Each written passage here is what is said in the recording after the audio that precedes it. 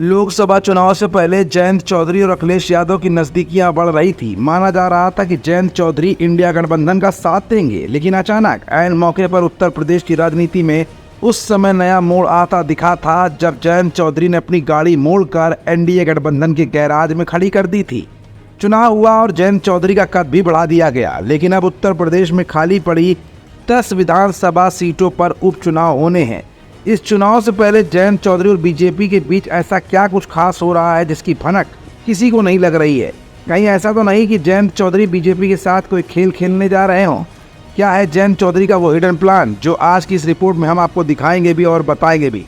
दरअसल उत्तर प्रदेश में 10 विधानसभा सीटों पर उपचुनाव होने हैं। इससे पहले राष्ट्रीय लोकदल के चीफ और केंद्रीय मंत्री जयंत चौधरी ने बड़ी टिप्पणी कर डाली है। राजधानी लखनऊ में हुई बैठक में राष्ट्रीय लोकदल चीफ और केंद्रीय मंत्री जयंत चौधरी भी मौजूद थे। बैठक उनकी अगुवाई में हुई। बीते 2 दिन पहले उत्तर प्रदेश उपचुनाव पर केंद्रीय मंत्री जयंत चौधरी ने कहा कि 10 विधानसभाओं में चुनाव होने हैं। चुनाव की अभी घोषणा नहीं हुई है, लेकिन हमारी तैयारी पूरी है और लगातार जारी है। इस समय चुनाव की घोषणा और तारीखों का ऐलान न होने के बीच तमाम तैयारियां भी पूरी हो चुकी हैं। करहल, मिल्कीपुर, सीसामऊ, कुंदरकी, गाजियाबाद, फूलपुर, मंझवा, कटहरी खैर और मीरापुर समेत प्रदेश की कुल 10 विधानसभा सीटों पर उपचुनाव होने वाले हैं। इसमें से मीरापुर सीट साल 2022 के विधानसभा चुनाव में राष्ट्रीय लोकदल नहीं जीती थी। राष्ट्रीय लोकदल के चंदन चौहान ने जीत हासिल की थी। हालांकि साल 2024 के लोकसभा चुनाव में चंदन चौहान ने बिजनौर लोकसभा निर्वाचन क्षेत्र से जीत हासिल की थी। इसके बाद ये सीट अब तक खाली घोषित हो गई है। माना जा रहा है कि राष्ट्रीय लोकदल प्रस्तावित उपचुनाव में 2 सीटें मांग रहा है। बीते महीने राष्ट्रीय लोकदल चीफ ने सीएम योगी आदित्यनाथ से भी मुलाकात की थी।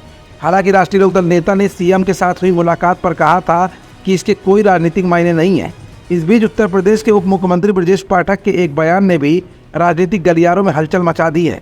उत्तर प्रदेश के उप मुख्यमंत्री ब्रजेश पाठक ने कहा कि करहल में वृहद रोजगार मेले का आयोजन किया गया, जिसमें 10,000 से ज़्यादा रिक्तियां भरी गई हैं।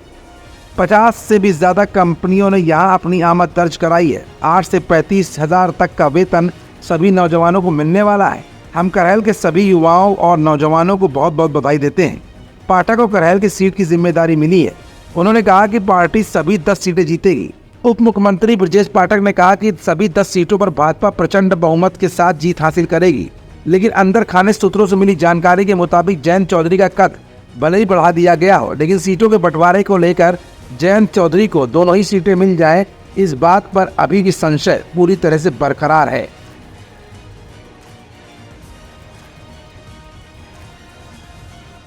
हमारा channel Indian news services INS like, share and subscribe करना ना भूलें। बेल आइकन पर बटन दबाएं और देखें लेटेस्ट खबरें INS पर। INS, हर भारतीय की आवाज।